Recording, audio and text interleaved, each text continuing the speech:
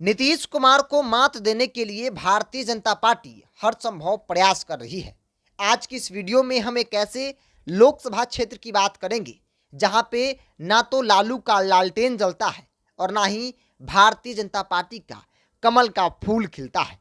नीतीश कितना भी कमजोर स्थिति में क्यों न हो, उनका तीर सही निशाने पर जाकर लगता है। जिस सीट को लेकर कहा जाता है कि नीतीश कुमार का गढ़ है, चूंकि वो नीतीश कुमार का गृह जिला भी है। जी, हम बात कर रहे हैं नालंदा लोकसभा क्षेत्र के बारे में। नीतीश कुमार का यह गढ़ कहा जाता है। एक लंबे समय से नालंदा के सत्ता पे नीतीश कुमार और उनकी पार्टी जो है वो काबिज है। आखिर वजह क्या है? जातीय समीकरण के सहारे हम आज की इस वीडियो को कंप्लीट करेंगे और ये जानने समझने की कोशिश करेंगे कि नीतीश कुमार आखिर इतने मजबूत क्यों हैं। दरअसल नालंदा ही नहीं बल्कि देश की राजनीति में जाति अहम रोल निभाती है। कहा जाता है कि रोटी बेटी और वोट जाति वालों को ही दिया जाता है। इसी के मुताबिक चुनाव में सियासी बिसात भी बिछाई जाती है।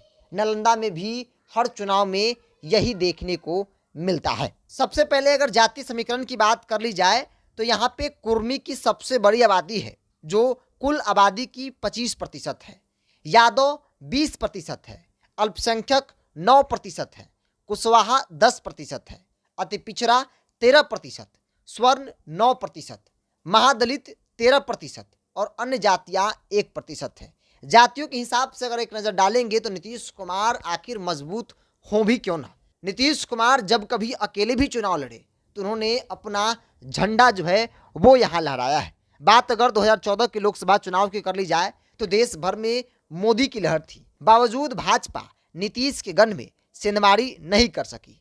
2014 में एनडीए के अंदर सीट शेयरिंग में यह सीट लोजपा के खाते में चल गई और तब लोजपा ने अपने पार्टी के सत्यानंद शर्मा को टिकट दिया। जदयू की ओर से कौशलेंद्र कुमार उम्मीदवार थे और उन्होंने लोजपा और एनडीए के उम्मीदवार को 10,000 वोटों से चुनाव में हरा दिया।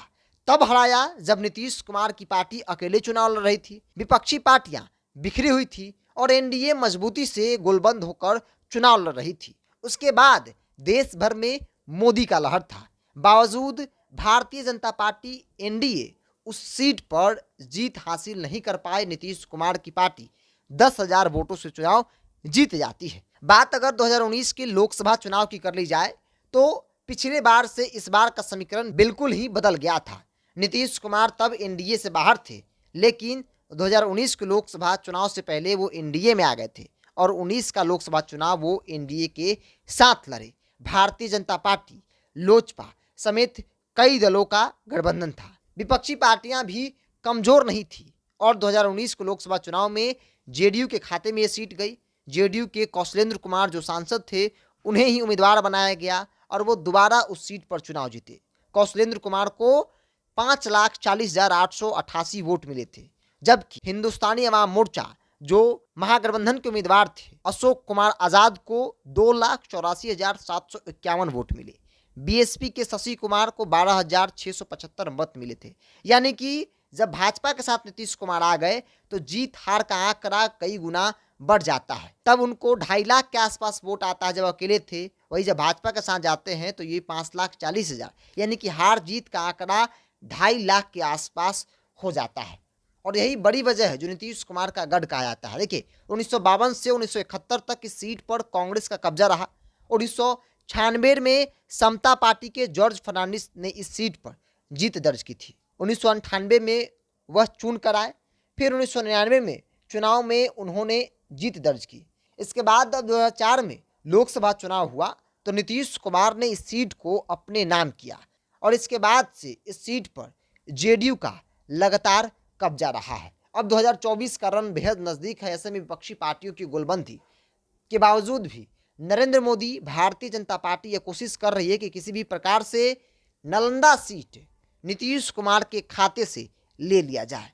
हालांकि जातीय समीकरण के देखने के बाद यह नहीं लगता है कि अब जब विपक्षी पार्टियां मजबूती से गोलबंद हो गई है तब नीतीश कुमार के गढ़ में भाजपा सेंधमारी कर पाएगी, क्योंकि नीतीश कुमार का गढ़ है, गृह जिला है। और तीसरी बड़ी बात है कि विपक्ष अब तक बिखरा हुआ था लेकिन अब एकजुट हो गया है।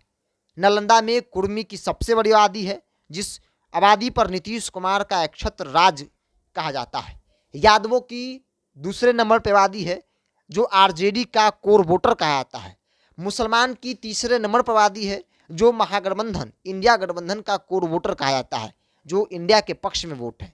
दलित अति पिछड़ों की बड़ी आबादी है जिस पर नीतीश कुमार का एक छत्र राज बताया जाता है। कई ऐसे कारण हैं जिसके आधार पर हमें कह सकते हैं कि तमाम विपरीत परिस्थिति के बावजूद भी नीतीश कुमार की पार्टी को नालंदा में हराना संभव फिलहाल नहीं दिख रहा है।